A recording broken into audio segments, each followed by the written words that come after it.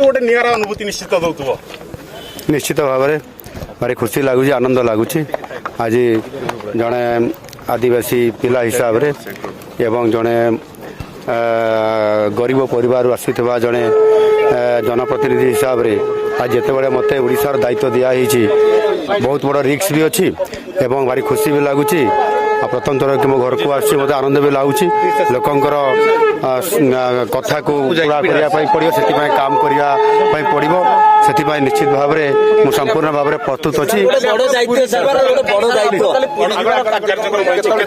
निश्चित सब आपण मानक जन दि जाव जेहेतु शपथ पाठ उत्सव पर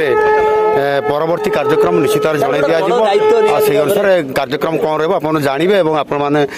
निश्चित भाव में से अनुसार कार्यक्रम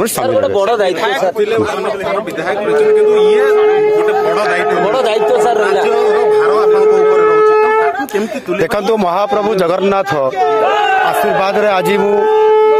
ओडिशार दायित्व नहीं ता सहित 4.5 कोटी ओडिया जो माने 4.5 कोटी ओडिया जो माने आज परिवर्तन करने सत्ता परिवर्तन करने चाहिए 24 वर्ष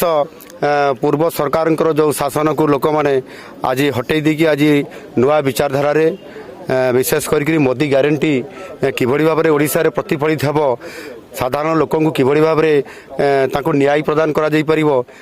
याकू जो भारतीय जनता पार्टी गत निर्वाचन रे जो संकल्प पत्र जारी करिथिला सेही आधार रे साधारण गोटे झीटे किभली भाव में सुभद्रा योजना रे बेनिफिट पाइबो एवं किभली भाव में चाषी सार एमएसपी जो 31 टका घोषणा कराइला केमिति से पाइबे विशेष करी महाप्रभु जगन्नाथंकर जो 4 द्वार अच्छी ता किभली भाव में सरकार दायित्व नेला परे प्रथम प्राथमिकता देवे एवं आगामी 100 वर्ष भितर आमे आमर जो संकल्प पत्र अच्छी लोकंकु सेवा देवाई विकास करने से आधार में निश्चित भाव में आगामी 100 दिन कार्यक्रम प्रस्तुत खसरा करने सहित कार्यक्रम आम निश्चित भाव में आरंभ करूँ महाप्रभु जगन्नाथ आशीर्वाद अच्छी एवं काम कर असुविधा ना से निष्पत्ति यथा समय निजी आपण मैंने निश्चित भाव में जानवे आपको यथा समय जन दि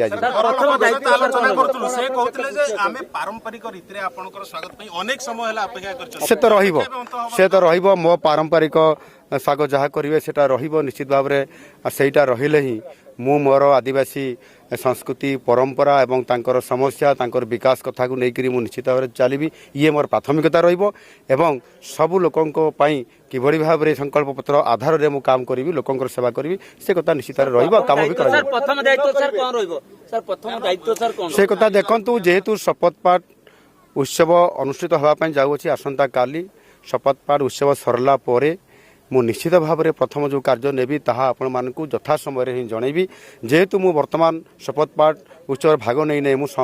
मुख्यमंत्री हिसाब से शपथ पाठ करी नाही ता पूर्वरु मु आगुरु कहिबार ठीक हेबो नाही। Thank you. मुख्यमंत्री भाव में